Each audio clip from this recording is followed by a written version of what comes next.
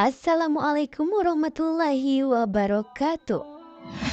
Apa kabar sahabat beriman? Allah merupakan Tuhan semesta alam. Dialah yang menciptakan jagat raya ini beserta makhluk-makhluk di dalamnya. Semua makhluk yang diciptakan Allah wajib tunduk kepada perintah-perintah Allah dan menjauhi segala larangannya. Manusia adalah makhluk ciptaan Allah yang sempurna karena diberikan akal sehat untuk berpikir. Namun akal atau pengetahuan yang diberikan oleh Allah kepada manusia sangatlah sedikit. Sehingga kita tidak perlu memikirkan hal-hal yang sangat jauh dari kemampuan akal kita. Seperti menanyakan hal-hal yang sangat mustahil untuk diketahui oleh kemampuan akal. Misalnya menanyakan siapa yang menciptakan Allah, bagaimana rupa atau wujud Allah, dan lain sebagainya. Karena hal itu sangatlah mustahil untuk dicapai oleh akal manusia. Sahabat beriman, kisah berikut ini mengisahkan seorang ateis atau orang yang tidak percaya akan eksistensi Tuhan.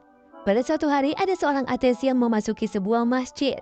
Kemudian dia mengajukan 3 buah pertanyaan, tapi dengan syarat harus dijawab menggunakan akal.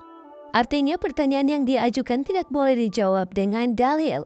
Karena orang ateis memang selalu mengukur segala sesuatunya menggunakan akal atau bukti-bukti ilmiah, dan mereka beranggapan bahwa dalil-dalil hanya percaya oleh pengikutnya saja. Sedangkan dia orang yang tidak percaya dengan Tuhan. Oleh karena itu, ia memberikan syarat agar pertanyaannya tidak boleh dijawab menggunakan dalil.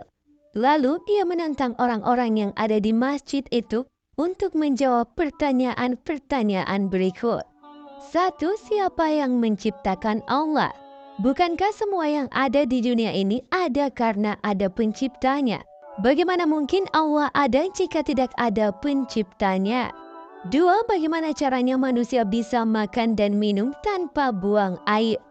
Bukankah itu janji Allah di surga? Dan pertanyaan terakhir, kalau iblis itu terbuat dari api, lalu bagaimana bisa Allah menyiksanya di dalam neraka? Bukankah neraka juga terbuat dari api? Sahabat beriman, mendengar pertanyaan dari sang ateis tersebut, tak ada seorang jamaah mampu menjawab pertanyaan tersebut. Kecuali salah seorang pemuda, ia kemudian menjawab 3 pertanyaan di atas. Satu persatu pemuda tersebut mencoba menjawabnya. Dan beginilah jawaban pemuda tersebut. Jawaban untuk pertanyaan pertama, pemuda itu berkata, apakah engkau tahu dari angka berapakah angka 1 itu berasal? Sebagaimana angka 2 adalah hasil dari 1 tambah 1, atau 4 yang berasal dari 2 tambah 2. Ateis tersebut hanya bisa terdiam tanpa memberikan jawaban. Lalu pemuda itu melanjutkan, jika kamu tahu bahwa 1 itu adalah bilangan tunggal, dia bisa menciptakan angka lain. Tapi dia tidak tercipta dari angka apapun. Lalu apa yang membuatmu sulit untuk memahami bahwa Allah itu zat maha tunggal, yang maha mencipta tapi tak bisa diciptakan? Lalu lanjut jawaban kedua. Pemuda tersebut mengatakan, saya ingin bertanya kepadamu, apakah kita ketika di dalam perut ibu kita semua makan? Apakah kita juga minum?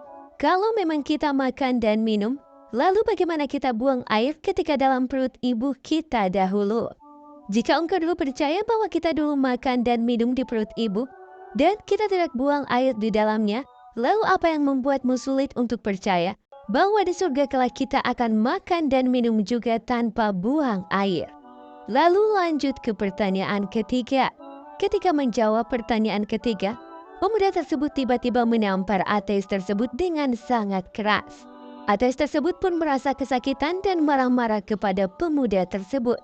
Lalu pemuda tersebut berkata, tanganku ini terlapisi kulit, tanganku ini dari tanah, dan pipimu juga terbuat dari kulit dari tanah juga. Lalu jika keduanya dari kulit dan tanah, bagaimana bisa engkau merasa kesakitan ketika saya menamparmu? Bukankah keduanya juga tercipta dari bahan yang sama, sebagaimana iblis atau setan dari api di neraka? Ateis tersebut hanya bisa terdiam dan tertunduk tanpa bisa membantah apapun.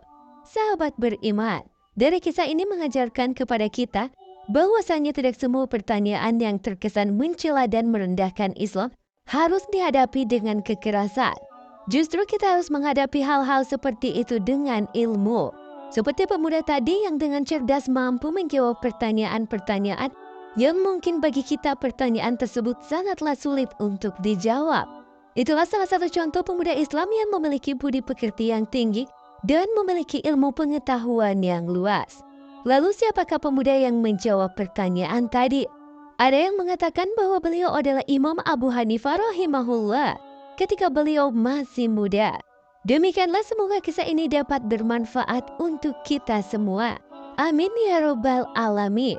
Wassalamualaikum warahmatullahi wabarakatuh.